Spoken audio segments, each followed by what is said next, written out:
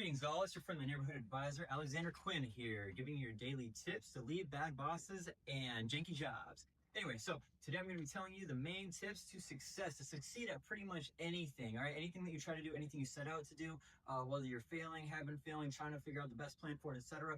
I got 5 steps to go about it if you want to make it work. All right, first, do it. All right, you got to make sure you're doing it, and you got to do what you plan, whatever your plan is. It sounds simple, it sounds stupid, it sounds crazy, but if you are planning to get out of bed at 6 and you're setting that, you're hitting that snooze, you got to stop doing that. All right, you get out of bed at 6. If you're not doing the dishes, then that's the problem, right? Dishes are being done a little too late. If you're planning to go to a meeting, if you're planning to do, let's say, a good example is a lot of people I see applying for jobs. A lot of them don't actually do the applications that they need to, and a lot of people, when they fall off the wagon or fall off the horse, when they're, people that don't typically mess up things like this, that are always on top of the ball, when they do start falling off and they're not used to it, they hit so hard because they're not used to what a lot of other people are used to, and then they don't know how to get back up because they're not used to that struggle of how to fight through that and break that barrier. So the most important thing is to make sure that you're doing it. All right, now that's easier said than done, but that is the first thing that you need to focus on, and that's why I'm saying it first. But my other tips will explain how to break through that barrier if you are stuck in that phase. Okay, so tip number 1, you have to make sure that you're doing it. Whatever it is, you have to do something. It doesn't matter what it is, just do something, do a small part of it, pretend to do it, get started on it, do a small piece of it at the time that you plan to do it, but get closer and closer to where you're doing it. You're doing something, you're pretending to do it, you're opening your laptop to do something else, but you're still opening your laptop. You're getting out of bed even though you're not doing the whole process. Well, just get closer to doing it. All right, number 2 is going to be habituate. You need to make it a habit. You need to make it so that it's easier, make it easier, make it so that it's not so far away, make it so that it's simpler. Take out steps from it. Again, pretend to do it, take out the steps. So if you're going to apply and you're like, oh, I'm gonna apply to like 100 jobs this week, cut it down to 1. If you're like, oh, I'm gonna like start a new video channel, I'm gonna put out 10 videos a week, or oh yeah, the algorithm, algorithms right now say I have to put 4 videos per day, shorts, and like 1 long video per day or whatever, so that's like 5 videos per day, and so in a week that's 35 videos. Do you go from 0 to 35 right away? No. But also, if you don't go to it, then you don't hit the algorithm. What do? Well, you got to get used to it before you just jump into it. So instead, you pretend to do it, or you go through the motions, or you try to do 1 video per week, then 2, 3, 4, 5, 6, 1 per day, etc. And then you just keep in that rhythm, and you figure out how to do this, how to do more with that same amount of time. You get it to be a habit, and once it's a habit, it's so easy to do. Make it a habit. If I say to go to the store, you're gonna pull out your phone, you're gonna pull up your GPS. If your GPS doesn't work, you're gonna download another app. You're gonna figure out the Wi-Fi. You're gonna get in your car. You're gonna, whatever you gotta do. There's all these complicated things that you do without thinking, and you can just chill because they're habits. And you need to make it so that whatever you're doing currently, that's a habit. Make it so that is easy, and that comes so easy to you that when a problem comes up, you're solving the problem, and you're not trying to figure out how to do what you're doing and trying to solve the problem at the same time, because then you've got multiple problems you're trying to solve instead of just that one. It looks deceptively easy, and that's part of why we have a hard time doing it. Okay, so do it, and then habituate. Make it more habitable, make it easy, make it simple, make it so you don't have to think about it. Offload anything that's in your brain.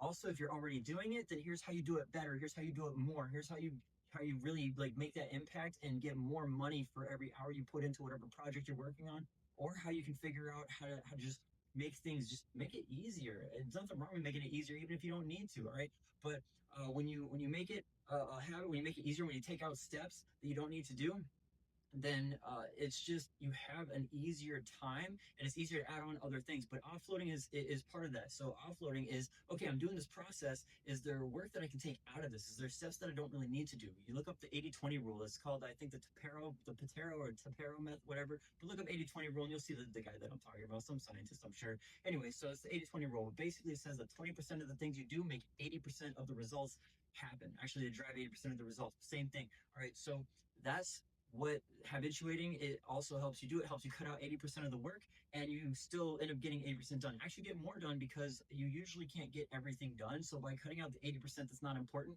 you end up focusing on things that make a bigger impact, so you do less work and get more results. And that's the beauty of habituating, and actually doing it makes you go from 0 to something, and that's infinitely better. So again, do it is the most important part, then habituate. The next thing is impact. So if you're pretending to do videos where you're like posting on, but it's on a test channel or whatever you're doing, whatever project you're doing, whatever startup you're doing. All right. So what's the next thing you do? Impact. So find the one thing that's the most impactful thing that you need to do. All right. If you're trying to like get out of bed, you're trying to be healthy, you're trying to focus. What's the most important thing? Is it sleep? Is it food? Is it water? Is it just healthier food? Is it working out? What is the main thing you need to do? Pick one thing and work on that one thing. That's the one thing that you are thinking about. Everything else is offloaded. Get it out of your head. If you have a list of 30 things to do, but to check before you start recording, no, that's too complicated. Habituate that, turn it into audio, video, script. Bam, 3 things. Now that it's 3 things instead of 30, before you even hit record, even if you're doing a test, you feel obligated to, you feel compelled to check that before you do it, even if it's just a random test that won't even go on, not even part of your test plan. You're just like real quick, oh yeah, let's try this new phone. And you're like, oh, audio, video, record. You can't not do it now because you made it so dang easy and tempting and fun. It's a game now, all right? You want to do it. Instead of it being a game with yourself to not do it, it's a game with yourself to do it. You want to, you're compelled, man. You're going the other direction. All right. So offload it, get it out of your brain, get it to your subconscious. Once your subconscious is doing it, so easy. Life is so great and so simple. I don't have to think about anything. And I do a ton of complicated things in a day. I'll tell you, my guy. Anyway, so, or my gal, whatever you prefer. Anyway, so do it, habituate, impact. Next is simplify. All right. Now the impact also goes along with the 80-20 rule as well, and actually a whole lot of other rules. But simplify or streamline is next. You can think of it as streamline. You can also think of it as efficiency is pretty much what it was, but streamline. So it sounds similar to habituate, and you could think of it the same way, but it's a little bit different. The difference is habituate is saying, hey, I'm going to remove process. It's mostly focusing on taking things out of your conscious mind. Anything you have to think about, that's not habituated. If you have to have any thought in here, if you have any anxiety, if you have any confusion, your work should be boring, not anxiety inducing. It should be more boring than anticipatory. Okay. So that's why if I have 3 things to do, I don't have anything else to do. So my brain wants to do the 3 things because I'm bored trying to hit record instead of having these 30 things to do that I can't think of and don't want to do. And it feels so daunting and I'll feel like I'll never get to it, etc. So, anyway, so when you get to the streamlining method, it's not about your head particularly. It's just kind of saying, okay, what is the low impact stuff that we need to cut out, and what is the stuff that takes up the how can we make things take less time? It's just making things more efficient. Okay, so for every minute you get more results, or for this result you spend less time. It's the same as the rest of it pretty much, except you're purely looking at the ratio of how much work, how much effort, and then figuring out what that sweet spot of balance is, or figuring out, can you expand this even if it's not the main impact, or is there or if it's not necessarily something that takes more thought, but it just takes more time, or this, that, whatever. Habituate is just a more focused way of saying, here's the first thing to focus on when you're getting started, so you can get rolling, so you can make it easier. All right, and just focus on one thing at a time to get used to, so you can get it habituated before you go and take on more. Now for tip number 5, so we've got do it, we've got habituate, impact, streamline, and then dominate. Dominate's the last thing. So this is the blind spot in this area is dominate. So with dominating, you look at what you're good at. You look at what you thought was going to be difficult and actually turned out fine. That also gives you a pep talk because maybe it was actually fine and you were making a big deal out of nothing. But at least by looking back, you actually give yourself encouragement. So next time you try to do it, you're actually going to feel encouraged to do it, because you will see the feeling that comes after, and you will know, well, I'm gonna do it because I already did it. It's easy. Why would I not do it? I mean, now you feel silly if you don't do it, so you go and do it. Usually, if you're anxious, ridiculing the anxiety makes it just go away. But usually you have to visualize. You have to be able to do the thing, so your brain can visualize you doing it. Once you can visualize doing the thing, then your brain's like, oh, yeah, that's what it's like doing that. I'm just gonna go do that thing. Not if you're not, I guess, okay, I'm gonna back up a little bit. Not if you built a habit of procrastinating and compromising in your head just naturally, not that you try to.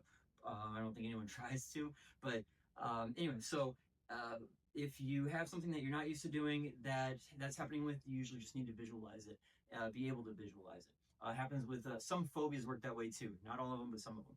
Anyway, so yeah, so dominate. You just look at what you're good at, what you're doing well at that you didn't expect, and fit that into there, because you're getting some extra gains for free. You're probably good at something. You need to capitalize on that, or it's just something that's fun that you just happen to do that, I don't know, it either comes natural to you or you like it. For some reason, it made its way in there and it's doing good. Capitalize on that. That's your niche. That's your competitive edge. That's what you're better at that no one else will be able to do as good. Anyway, I hope that helps somebody out there. I hope y'all can use this tonight. Y'all have a good one.